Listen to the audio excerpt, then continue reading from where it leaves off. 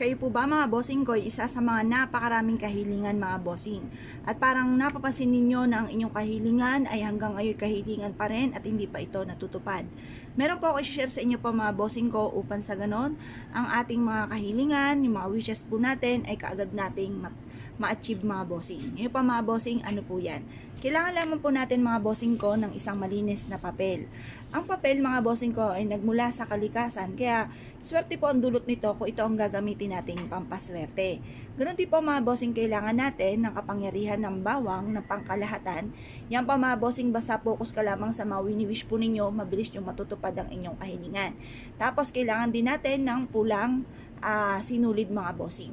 Tapos, syempre, kailangan natin ng panulat. Ngayon pa mga bossing, isusulat po natin ang lahat ng ating mga wishes, mga bossing. Sulat po muna natin dito ang ating tunay na pangalan. Halimbawa ay Apple Pagyo. Yan. Tapos, sulat po natin dito, halimbawa, mananaya kayo. Sabihin nyo po, mananalo ako ng jackpot na sa numero na tinatayaan ko. 7, sample lang po ito. Kung gusto nyo po ha, mga bossing.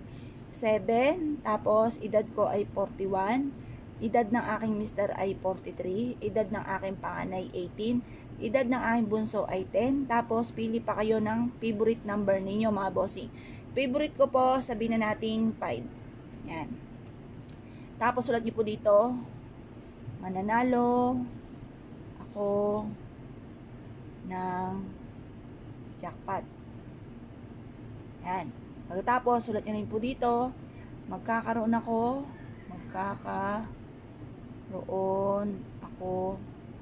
ng malaking bahay.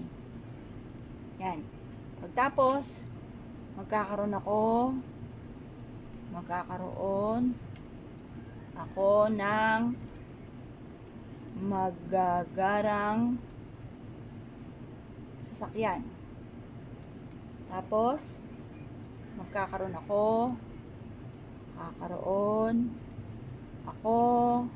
ng negosyo na dito na ako yayaman. O yan. Pagtapos, bahala na po kayo na magdagdag ng mga wishes po ninyo. Pagkatapos ito mga bossing ko, kunin po natin itong ating bawang. Gagawin po natin to lahat mga bossing ko na nakaharap ka sa may silangan na 6:30 or kaya po ay alas 7. Matatapos ito, ibibilad po muna natin ito hanggang alas 8 ng umaga. At pagkatapos po niyan mga bossing, ang gagawin po ninyo, tutupiin nyo po ito. Yan, tutupiin po natin. At pagkatapos ay itatali po natin ito ng kulay pula. Tapos, tatalian po natin siya. Yan. Ngayon, habang tinatali po natin to, paulit-ulit tayo nagwi-wish, nasa pamamagitan nito, matutupad lahat ang mga kahilingan ko, lahat ang mga pangarap ko, ngayong taon na ito ng 2023 ay matutupad.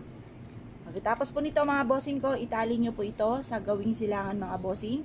Makakatulong po ito upang sa ganoon mabilis yung ma-achieve ang lahat ng mga pangarap po ninyo. At i-mindset nyo na nasimula na ito ng tagumpay sa buhay. Mas mainam kapag gagawa ka ng mga pampaswerte, sikreto lamang po ito, huwag nyo muna itong ipagsasabi.